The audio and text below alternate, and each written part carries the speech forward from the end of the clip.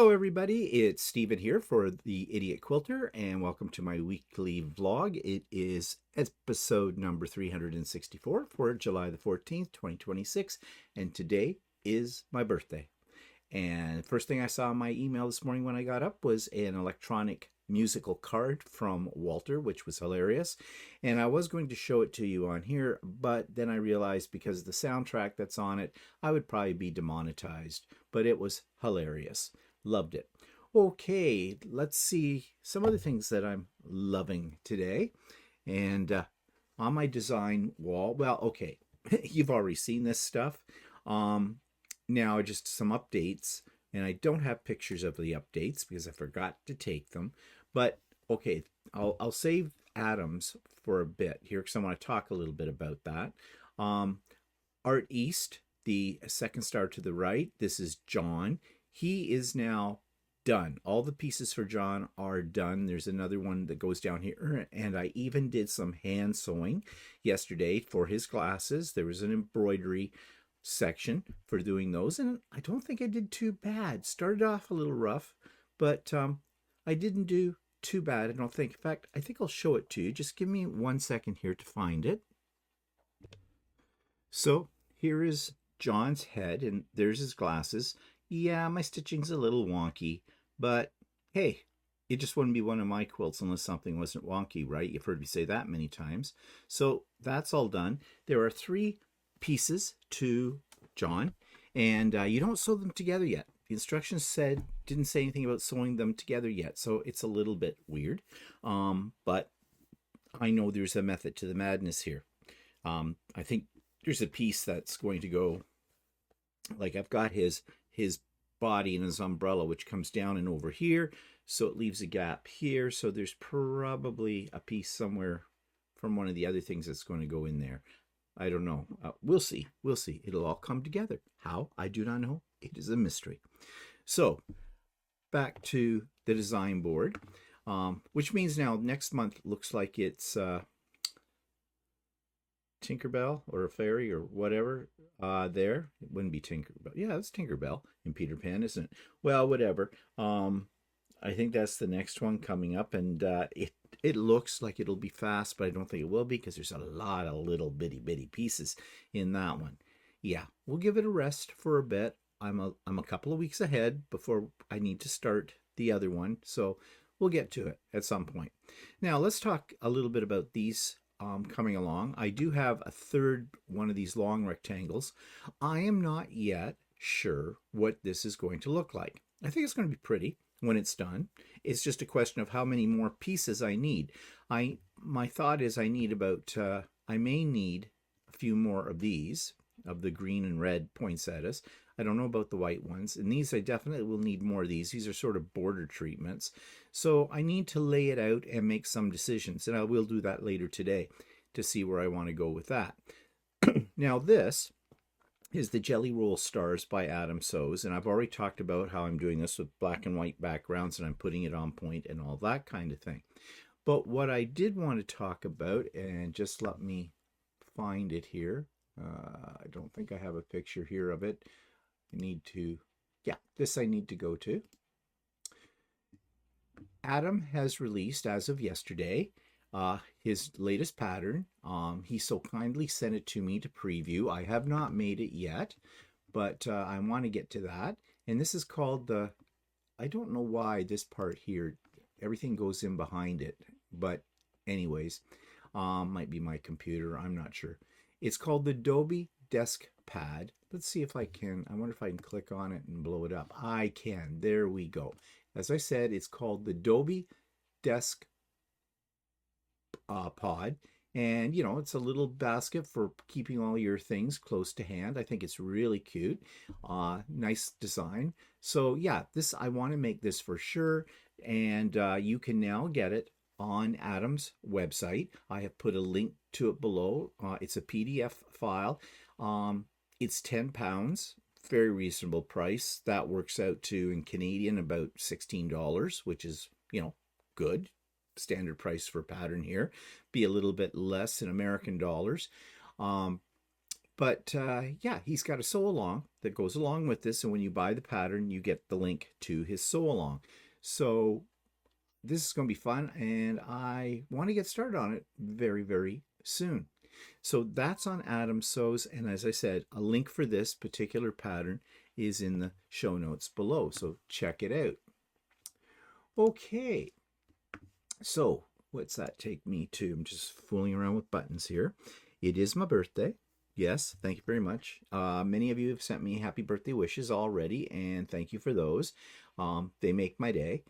As I said, Walter sent me an electronic birthday card this morning, and our plans for tonight is Walter's taking me out for dinner to the Keg, our favorite restaurant in the area, and that'll be fun. And yes, for those of you that are interested, he did make me a birthday pie, a strawberry rhubarb. We had a piece of it last night when it was still warm, and it's absolutely delicious. I love Walter's pies. I love pie. You know that about me. I love pie. It's a food group for me. It really is. So let's see what's coming up. We've got Sewing with Me on Wednesdays as usual. Everybody's welcome. Links in the show notes below. The pop-up sew day we just had, my birthday bash pop-up sew day, as I call it, was this past Saturday. And we had a nice turnout. And I say that because this time of the year, having something like that where you're trapped indoors to sew, and as much as we like to sew, if the weather's really, really nice out, we like to get out and about as well, at least I do, and not be stuck indoors, because especially for us in Canada, well, we don't get a lot of summer. Not weather like this. And we're moving into a heat wave right now, another one. And everybody's bitching about it. Yeah, I know over in Europe it's horrible. And it's horrible for many reasons in Europe because, Europe doesn't do air conditioning like we do in North America. So we have that. And yeah, it's not pleasant and people are dying. And I feel really bad about that, especially older people. Well, here they've got a warning, check on your neighbor if they're elderly. And I'm thinking, wait, that would be, they need to check on us. But we live in a neighborhood that we're surrounded by elderly people. So, we used to make the joke, if a for sale sign goes up on a property, there's a funeral. Yeah, that's kind of morbid on my birthday, isn't it? Let's not think that, shall we? But anyways, yeah, we're going into a heat wave, this heat dome thing, whatever. I kind of like it. I do. Now, I'm saying that from the comfort of an air-conditioned house. So, yeah, who's entitled here? That would be me. But I do like it because it's only a few days. That's all it is. And then we'll be back into more seasonable weather, I guess. And before we know it, we'll be bitching about the bloody dampness and cold. We can never be happy as human beings. But anyways, it looks like it's a really nice day outside today. Right now, the temperature is at 7 o'clock in the morning, 23 degrees C, which for those of you in the Fahrenheit, that's about 76 degrees Fahrenheit. Comfortable. But we've got a high of 36. And so that's, let's see, 72, that's close to 100. Well, with the humidex, it would be. Around in the 90s, put it that way. So that's warm. That's toasty. Yeah.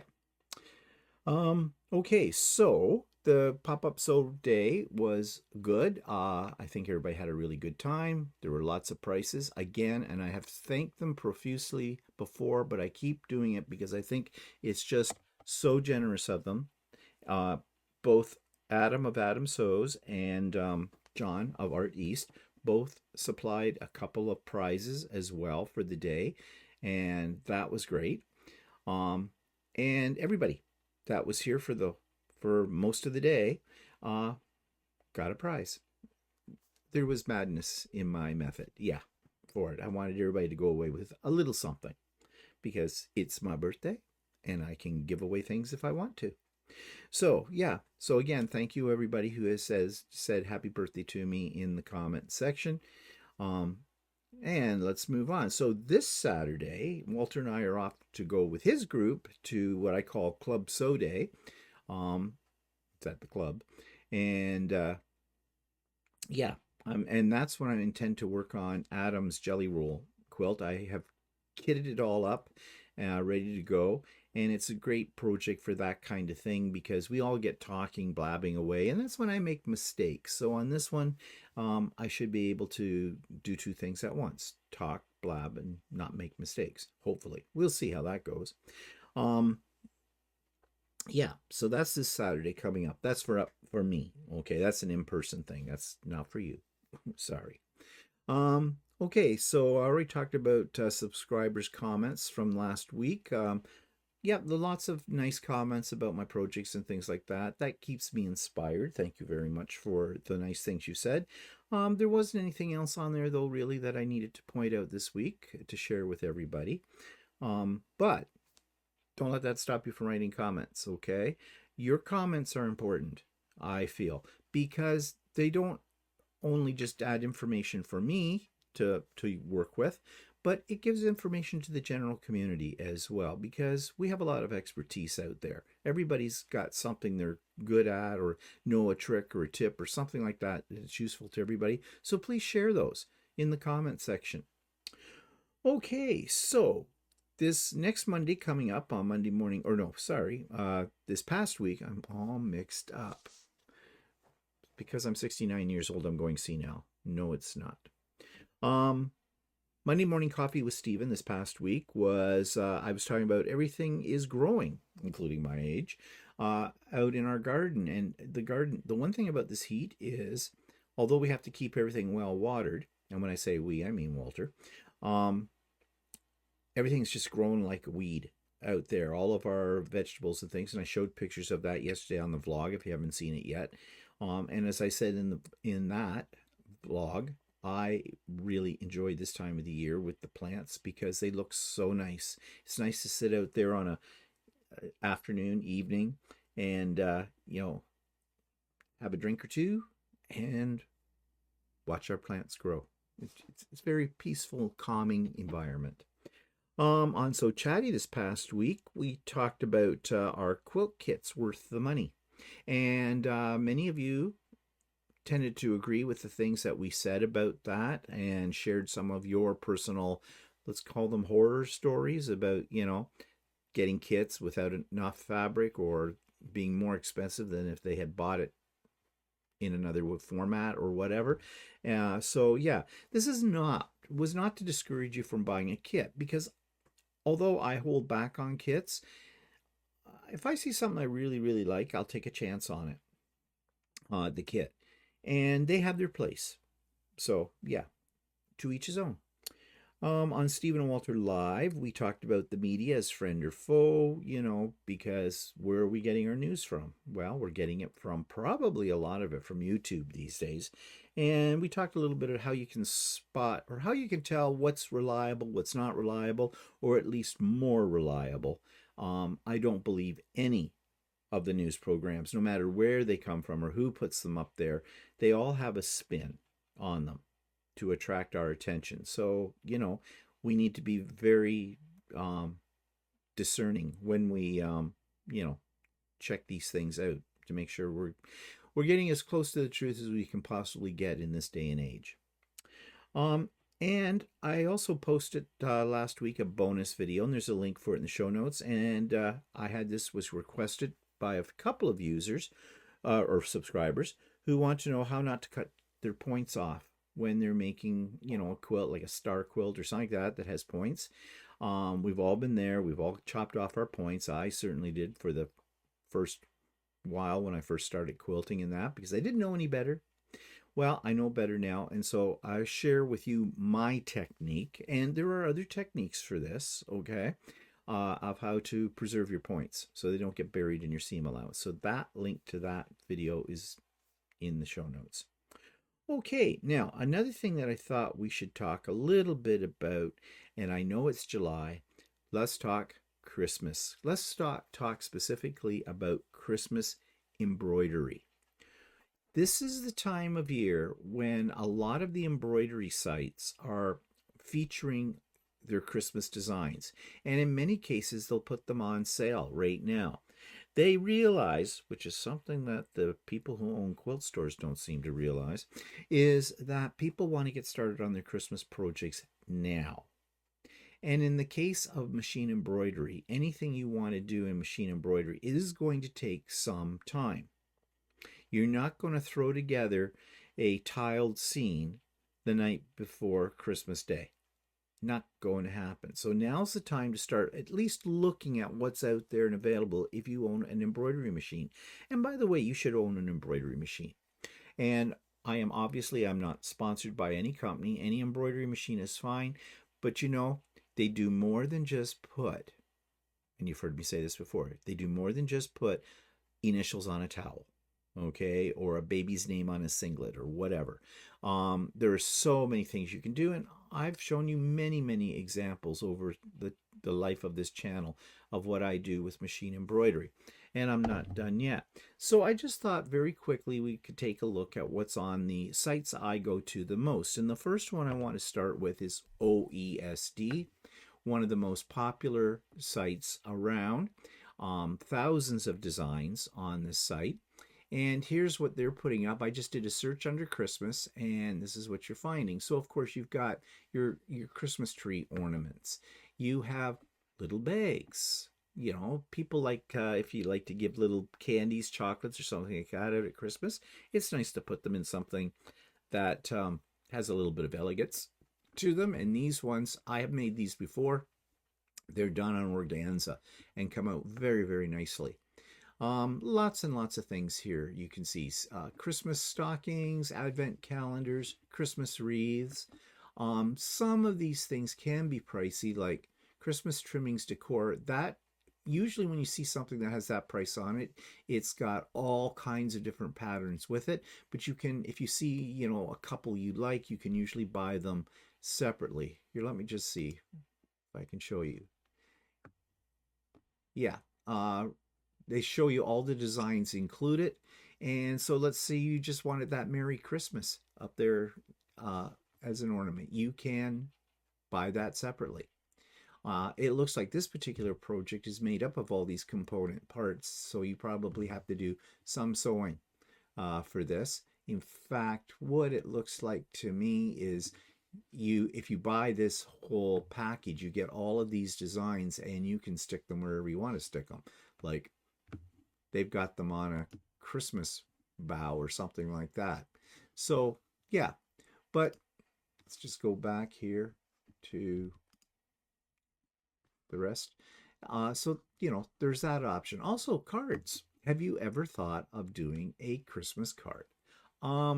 I really haven't. I think I did one once a while ago, quite a long time ago, actually. It wasn't a Christmas card, it was just a general card. It was a thing at that point. And yeah, they're kind of cute. Something a little special. Now you'll notice a lot of these prices, and there are pages of things here in the Hoop gift card holder. The thing here is that these prices are their regular prices. If you hold off for a little bit longer, they will start having sales. And oftentimes those sales are like 50 or 60% off these prices. So if you can hold off for another few weeks, you will find these sales will come up. So check back on OESD site regularly. Now, another one I love, and I love In the Hoop designs, and Designs by Juju has a lot of them. So you can see here they have like Christmas tree skirts. I made a Christmas tree skirt. It took me 3 years to get it done. It was much more elaborate than the one they're showing here, but it looks great. But yeah, it was one of those, it was a very intense project. So that's what I mean. You cannot leave these to the last minute if you want to use them for this Christmas, something like that. You'd have to start like now for sure. Then they have In the Hoop. I keep looking at this one and thinking this would be cute, but I don't have anywhere to hang it. I have so many things that get hung up at Christmas time that I have made that are like this that I just don't have the room for it. But you see what I mean about the sale. That's regularly $70, on for $24.50, and I believe the prices we're looking at right now are Canadian prices, and they might be American. This might be American prices because it's Designs by Juju. So It's a bit pricey, but it's very, very involved. Again, these are each little tiles, all of those. So it'll take you some time to put that all together. That's another reason why I'm hesitating from that one. Then you have the stockings, you have a casserole carrier, um, you have a design bundle. There's another Christmas tree skirt, a more elaborate mega bundle, a $236 value. Wow, for $31.25. What are you getting in that? Wait, they say it's a $236 plus value, but the regular price is $125, but you can get it for $31.25. I think they're playing a numbers game here with us. But let's just take a look quickly at what we're getting in here. So, oh, there's a gift bag set, and then, oh, I see. These are all little projects in this bundle. Treat bags, applique Christmas bags. Oh, actually, there's quite a lot of stuff in here for that amount of money. Huh, I'm almost tempted. I am almost tempted, but nope, nope, nope, nope, nope. I've got, no, moving on, moving on. Not going to fall for it. Yeah, so lots of things here.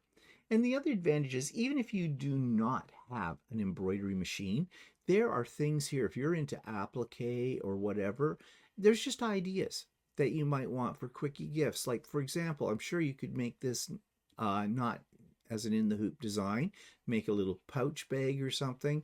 You could fill it with some chocolates or gift card or, some other little things as a quickie gift. So yeah, I look at these as inspiration. Oh, I like that. That's not really a Christmas thing, but I mean, there's a few things here that aren't Christmas. And there's more. I just threw in the word Christmas, but you can find other things here too. I really like that tote bag though. Stop shopping. How big's that? Hmm. Uses a 6x10 hoop. Okay, it's not huge, but kind of cute. Anyways, let's take a look now at Sweet Pea. Sweet Pea, I find, has really the best variety of Christmas projects. Like, they have a Christmas countdown hanger. If you got kids or grandkids, that might be fun. Christmas gift bags. I saw this and I bought it. See the prices? 50% off. So good time to buy. So these kind of grab my interest. So for $3.85, and that's Canadian, so it's less than American money. And in fact, if I go up here, you can switch the currency over. And let's just see. United States. So I'm in the United States. So $3 American for the gift bag. So that's pretty good. And then they have attractive little Christmas hangers. This looks nice. Again, I have no place to put it. Or this, the Father Christmas one, the boots hanging out the bottom. I think that's kind of cute. Fabric baskets, quilting blocks, envelope sets, tags, lots and lots of things. Oh, they have a Mrs. Christmas hanger as well. So yeah, there's a variety. Oh, I made this one year. I bought this and I made that one. That was fun with the gnomes, because you know me and gnomes. So there's lots of things here. Table runners, coasters. Oh, I made this one once too. There's even a bib. If there's a newborn or whatever in your family, this might make a cute little thing, gift at Christmas. Ornaments, you name it, they've got it. I love this site. I love these scenes. Yeah, it's just so many things in so little time. It's getting me all excited right now and a little overwhelmed. Ooh, I like that Christmas wreath. Christmas wreath cute quilt. Is that done in the hoop?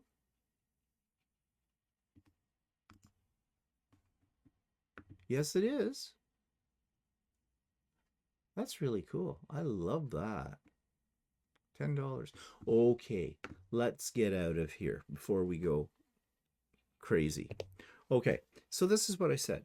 There's lots of inspiration there, even if you don't have an embroidery machine. But if you do have an embroidery machine, now's the time to find a couple of those things that you might like. And don't be afraid if you've never done an in the hoop project before. They come with instructions. They're very easy to do. And you'll get hooked like I am. I am definitely hooked doing in the hoop projects. Okay, so those sites were, and I don't have links in the show notes for it. You can find them on Google. OESD, Designs by Juju, Juju, and Sweet Pea Embroidery. Sweet Pea Embroidery comes out of Australia. Okay, so that takes me, speaking of creations, to a subscriber's creation of the week, and this comes from Sally Call. This week's quilt from a subscriber is not a quilt at all, but it is a lovely selection of decorations. And this comes from Sally Call, who writes, "Dear Sir, just want to tell you that I enjoy when you use your embroidery machine. I started embroidering about a year ago. You have given me some wonderful ideas. I have found out to never walk away when the machine is sewing. I think the machine knows when to screw up. So while my machine is embroidering, I sit beside the machine and make quilted ornaments.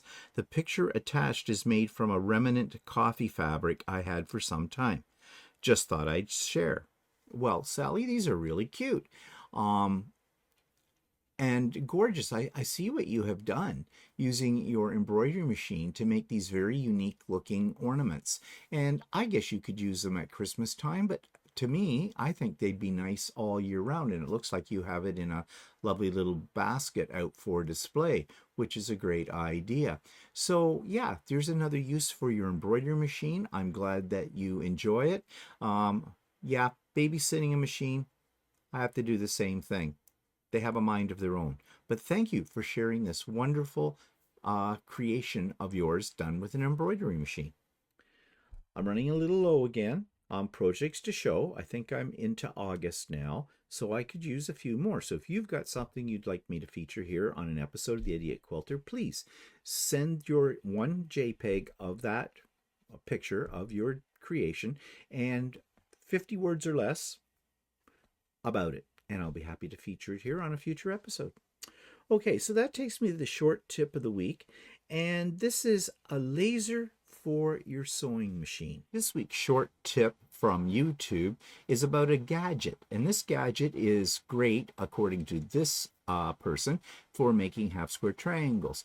But I have one of these on my sewing machine, and it's basically a laser light, and it's very easy to install, and it is battery operated or rechargeable, I forget which. And I have to say, I have never ever really used it. It's attached to my sewing machine, but I just can't get used to using the laser line for doing, you know, like on a half square triangle, as she says. But anyways, you take a look at this and you can make the decision for yourself whether or not this is a gadget you might want to own. Now, as I mentioned, I do have a laser from my sewing machine, and I never use it. I never use it. But that doesn't mean you wouldn't find it useful. Okay. So that takes me to the last installment on the Healing Waters quilt.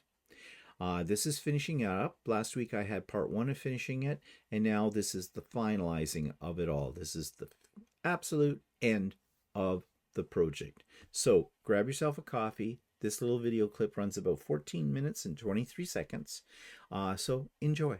Now we're ready for the next stage of the binding, and what that is bringing the binding from the back and bringing it over to the front. Now, what I do is I use clips. Some people, there are different methods for securing this on this side before you sew it. I use clips, as I said. Some people use pins. Some people don't do anything. They may put a couple of clips in at the beginning and then just hold it while they put it through their sewing machine. I don't like doing that because I find I won't sew straight, and I don't want my binding to go wonky. And while I'm talking about wonky bindings, someone mentioned to me that every time they sew their binding on their quilt, they have a wonky binding. or they have problems making the mitered corners. And I'm going to show you how to make the mitered corners in a minute when we get there to it. I think the reason you might have a wonky binding, one of the main reasons, is that you haven't squared up your quilt before you attach the binding. You definitely have to square it up. Even if it looks very close to being squared, still do that. And I've already shown you how to do that. And even if it's just taking off a few millimeters of the edge of your quilt, nevertheless, it still needs to be squared up because it's going to make your job of having a nice straight binding and making nice mitered corners so much easier. So we're sewn together here. So all I'm going to do is pull it over to the front. I'm not going to worry about this corner right now. We'll come to that. That'll be the last corner.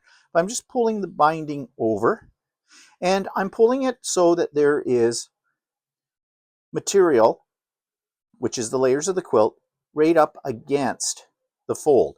Don't pull it too far because that's going to make it wonky. You just pull it up so you can feel that in there. And this is what judges will do too on bindings. They will run their finger down this to see that the binding is filled up. And I put a clip on it. Now this takes a little bit of time, and you're also going to have some threads. That is normal. That's the threads that we sewed kind of over top of when we were putting the binding on the back. Now some of them may be poking out from the back, so you just take a pair of snips. You can do this after, but I like to do it as it occurs because then I don't really miss any, and just cut it off. There's another one right there.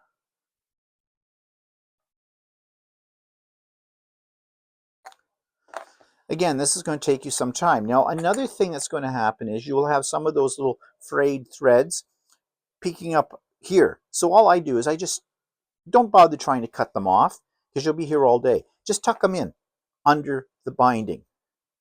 Make sure they're tucked well in there. And when you sew down here, they're going to be sealed in the interior of the binding. How frequently should you clip? What should be your spacing? Well, I clip every 2 inches or so. I mean, I just eyeball it.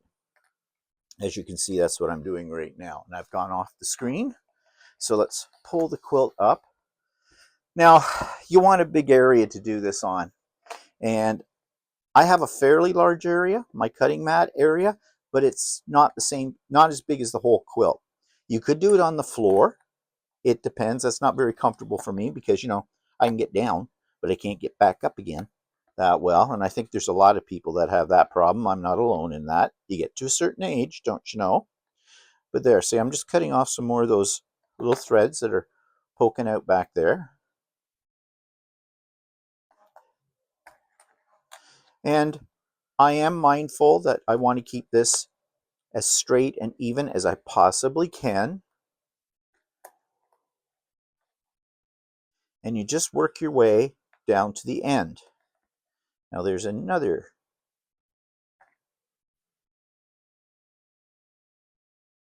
I do hate this part of it when it comes to having to go and basically clip these things. There's one that didn't get tucked under.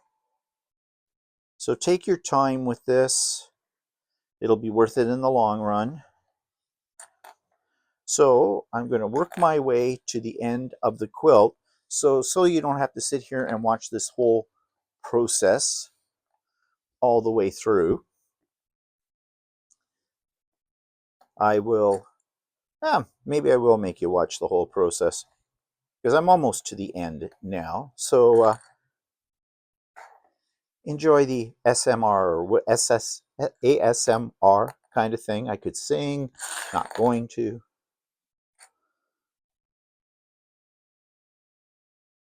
And I'm just making sure I'm keeping things as even as possible, making sure I have batting in that fold.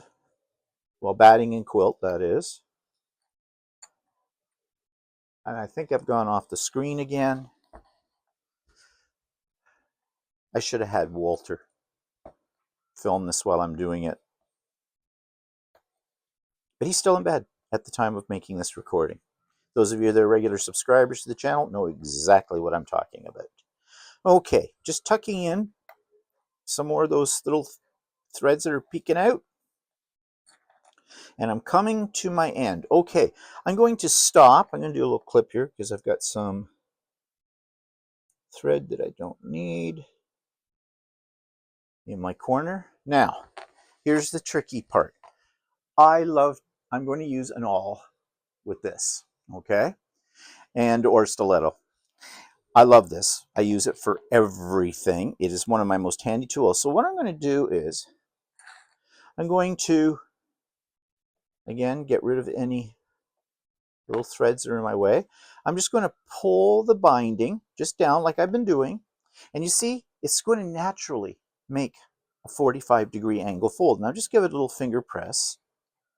And I'm going to take my awl and I'm going to press it up against the edge of the quilt and fold that corner over. You may have to do a little manipulating because what you want, okay, I'm going to have to reposition the quilt for this. I hope that's in the shot. Yep, so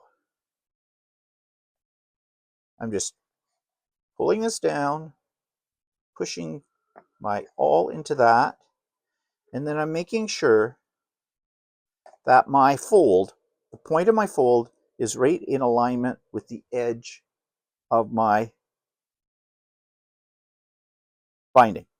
Okay, when I'm happy with that, I'll put a clip right in that corner, keep my finger on it, and just pull a little bit more of the binding further on over as I was doing before. And that's all there is to it. Now, one thing you want to make sure is you don't get a fold under there.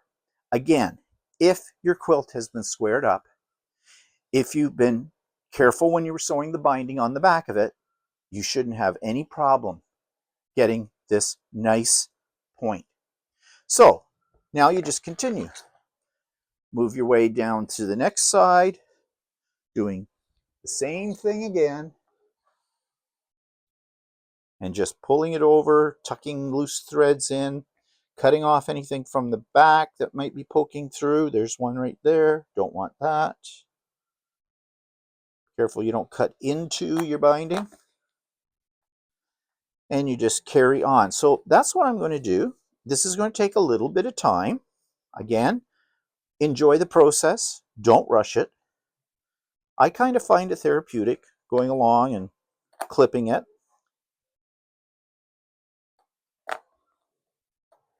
Making sure all those are under there. And when you come to the corner, you do what I just showed you a second ago and you'll be fine.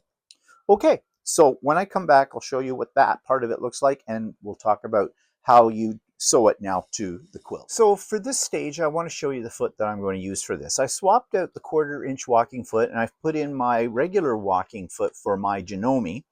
And I have a piece, I don't know if you can see this in the camera, but this is my stitch in the ditch foot that goes on the walking foot. And you'll notice there's a little guide that's right here down the middle. That is what I am going to use to guide my binding so I can keep it straight. And I'll show you what I mean by that. First, I want to attach it to my machine.